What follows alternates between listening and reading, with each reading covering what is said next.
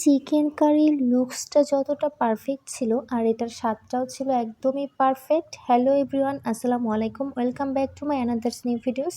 তো আজকে আপনাদের সাথে শেয়ার করব হায়দ্রাবাদি চিকেন মশলা কারি। তো এটা করার জন্য আমি প্রথমে একটা মশলা করে নেব। এটা করার জন্য এখানে আমি নিয়ে নিয়েছি ধনিয়া পাতা 1 চামচ, জিরা 1 চামচ, নিয়ে নিয়েছি কয়েক পিস শুকনা মরিচ, নিয়ে নিয়েছি স্টার মশলা, জয়ত্রী, এলাচ, দারচিনি, আর নিয়ে নিয়েছি 3 পিস লবঙ্গ, আর নিয়ে নিয়েছি হাফ চামচ পরিমাণে কালো গোলমরিচ। তো এখন সবগুলো মশলাকে একটু সামান্য ভেজে নেব।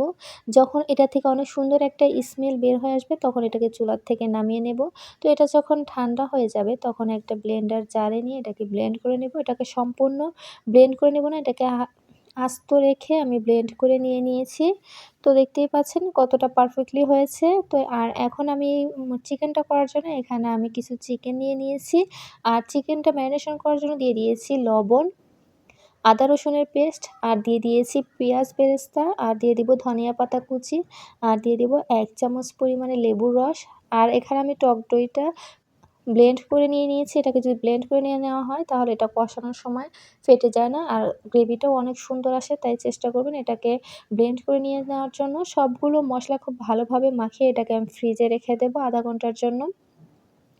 এখানে প্যানে দিয়ে দিয়েছি এলাচ, আর দিয়ে দিয়েছি তেজপাতা। এগুলোকে কিছুক্ষণ জাল করে নিয়ে নেওয়ার পর তারপরে প্যানে দিয়ে দেবো 1 কাপ পরিমাণে পেঁয়াজ কুচি। পেঁয়াজ কুচিটা দিয়ে এটাকে কিছুক্ষণ রান্না করে নেব যতক্ষণ না পর্যন্ত এর থেকে পানিটা শুকিয়ে যাচ্ছে। তারপরে এখানে আমি দিয়ে দিয়েছি মরিচের গুঁড়া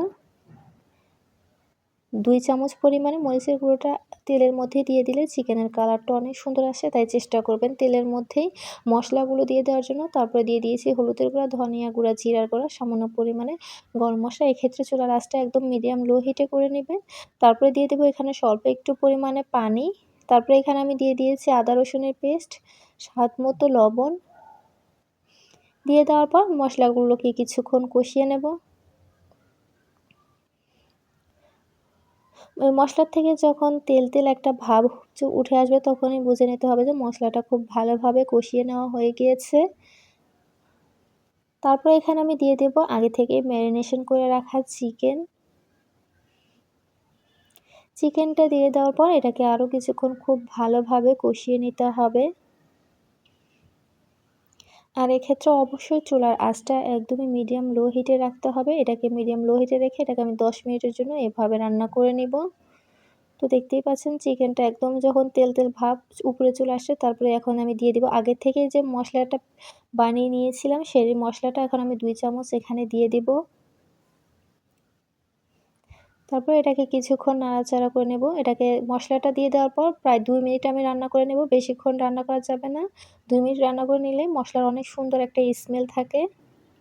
তারপর এখানে আমি দিয়ে দেব 4-5 পিস আস্ত কাঁচামরিচ।